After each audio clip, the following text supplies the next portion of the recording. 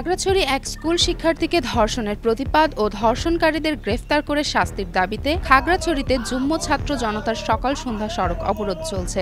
সকাল ৬টা থেকে সন্ধ্যা ৬টা পর্যন্ত এই অবরোধ চলবে। অবরোধের কারণে শনিবার সকাল থেকে ঢাকা চট্টগ্রাম খাগড়াছড়ি সড়ক ও আন্তঃসড়কে কোনো ধরনের যানবাহন চলাচল করছে না। অবরোধকারীরা খাগড়াছড়ি ঢাকা চট্টগ্রাম সড়কে বলপিয়া আদাম এলাকা সহ বিভিন্ন জেলায় বিভিন্ন সড়কে গাছ কেটে ফেলে ও টায়ার জ্বালিয়ে সড়ক অবরোধ করে। তবে শহর এলাকায় হালকা কিছু ব্যাটারি চালিত অটোরিকশা ও মোটরসাইকেল চলাচল করছে। আর যারা সাজেকে ঘুরতে এসেছেন তারা অনেকে বিপাকে পড়েছেন।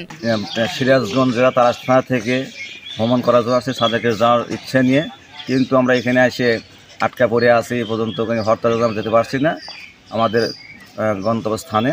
তাই আমরা একটু অস্বস্তি বোধ করছি যে আমরা সেখানে যেতে গেলে একটু আনন্দ ভোগ করতাম, কিন্তু আমরা আর আনন্দ করতে পারতেছি না। আমরা এসেছি সিরাজগঞ্জ তারাস থেকে ভ্রমণের জন্য, কিন্তু হঠাৎ করে রাত্রে শুনতে পারলাম যে এখানে অবরোধ চলতেছে। এই জন্য এখন আমরা কোনো জায়গায় যেতে পারতেছি না, এই অবস্থার মধ্যে পড়ে আসছি। আমরা তো এটার বিষয়ে অবগত ছিলাম না যে এরকমভাবে আমাদেরকে হরতালের মুখোমুখি হতে হবে বা হ্যাসেল পোহাতে হবে, বুঝছেন না। তার জন্য আমরা এই যে প্রায় 2 কিলোমিটার হেঁটে আসা লাগলো, এখন আবার সামনে শহর পর্যন্ত হেঁটে যাওয়া লাগবে। আজকে সকাল থেকে সন্ধ্যা 6টার মধ্যে ছাত্র জনতা খাগড়াছড়িতে আপনার সর্বত্র অবরোধ ঘোষণা করছে। আমরা পর্যটক গাড়িগুলো নিরাপত্তা ছাড়া আমরা গাড়ি ছাড়বো না।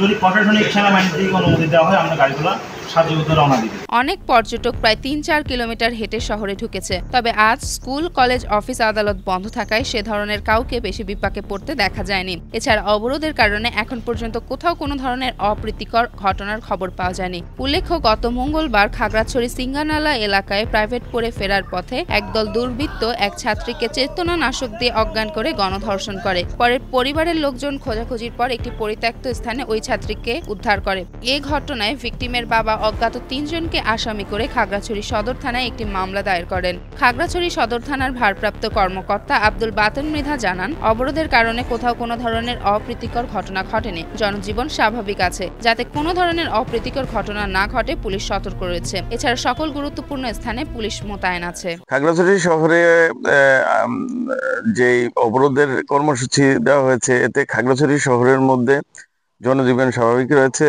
শহরে কোথাও পিকেটিং হয়নি, তবে দূরপাল্লার গাড়ি চলাচল বন্ধ রয়েছে। শহরের অভ্যন্তরে গাড়ি চলাচল স্বাভাবিক রয়েছে এবং জনজীবন স্বাভাবিক রয়েছে। এছাড়া কোথাও কোনো অপ্রীতিকর ঘটনার সংবাদ পাওয়া যায়নি। আর সাজেক থেকে যেসব পর্যটক আসবে তারা সেনাবাহিনী এবং পুলিশের স্কটের মাধ্যমে আনার ব্যবস্থা হচ্ছে।